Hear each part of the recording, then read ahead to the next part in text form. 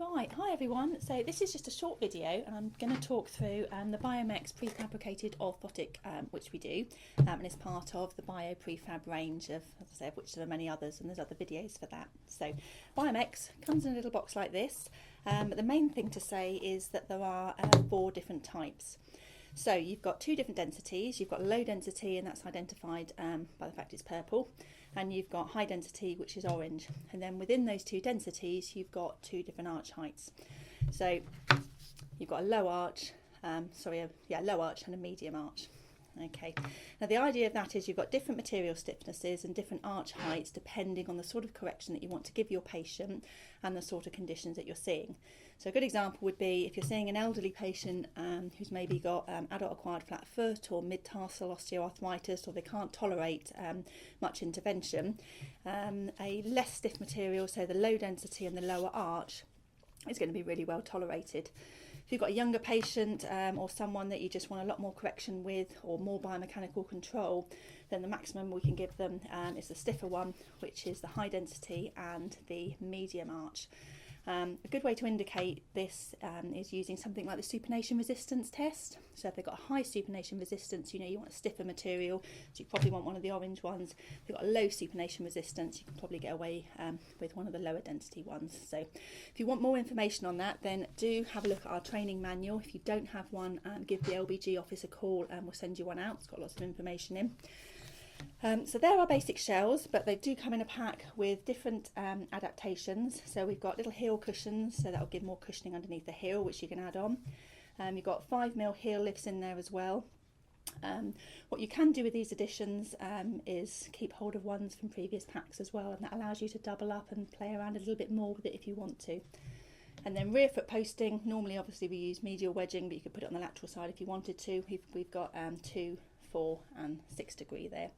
So very simply, I'm just going to use a 2 degree medial rear foot wedge and just pop it on.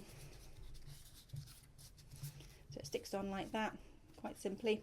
And then you just peel back the adhesive wedging on your cover and just pop it on like that. Now if you want your device to be 3/4 length, it's very easy to trim down, but the tip with this is using a sharp pair of scissors and a long pair if you can get hold of some. So if you angle your scissors ever so slightly, you create a bevel as you cut, and also if you can really get your scissors right in there, you can normally do it almost in one foul swoop, nearly. There we go. So as I've done that, I've created a bevel as I've done it, and that means the patient is less likely to feel the distal edge on there. Now if I've got issues fitting these in footwear, I can trim around here further to make it even slimmer. You can also trim down your wedging and make it into a hemi post as well, and all of that will take away bulk if you need to for footwear. Now normally clinicians fit into 2 categories. There's those that like to fiddle a lot and make something really, really bespoke, and those that are quite happy to use things as they are and as they come out the packet. And really this fits into both ways of working. So if in clinic you have a heat gun, there's all sorts of things you can do with this. Do make sure you abide to the safety instructions. If you haven't used a heat gun before, if you look in your training manual and flick to page 21, it gives you full instructions on there and just little tips about how far away to hold your heat gun, tying your hair back, how long to heat it for and all that sort of thing. So do have a look in there. So what you can do with the heat gun is you can make your arch even more of an arch on there if you want to, or you can make it less. You can also heat mould around the heel cups. If you've got someone with a very wide foot, you can flatten that out and make it fit better. You can also heat mould under the distal edge, and you can put a little teaspoon under there and you can create your own met dome. But if you want to cut little bits out like first met cutouts, or maybe if you want to cut out under the second or the third or the fourth or the fifth, if you heat mould that area and then cut it, it's very, very easy to cut. It cuts almost like plasticine, so it's a lot easier to work with once you've heat moulded these. So heat gun certainly comes in handy. The other thing a lot of you have in clinic is a Dremel, and they grind very well as well. So if you want to grind out your first met cutout or grind pieces off the side, then you can do very easily with that as well.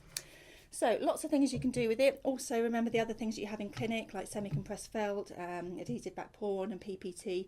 It's all sorts of forefoot adaptations that you can put onto there. You can put Met domes on, you can put Morden's extension, reverse Morton's. As I say, they're as customisable as you want them to be, or you can literally use them as soon as, just as they come out the packet. So if you have any queries at all, give us a call, but otherwise, happy prescribing.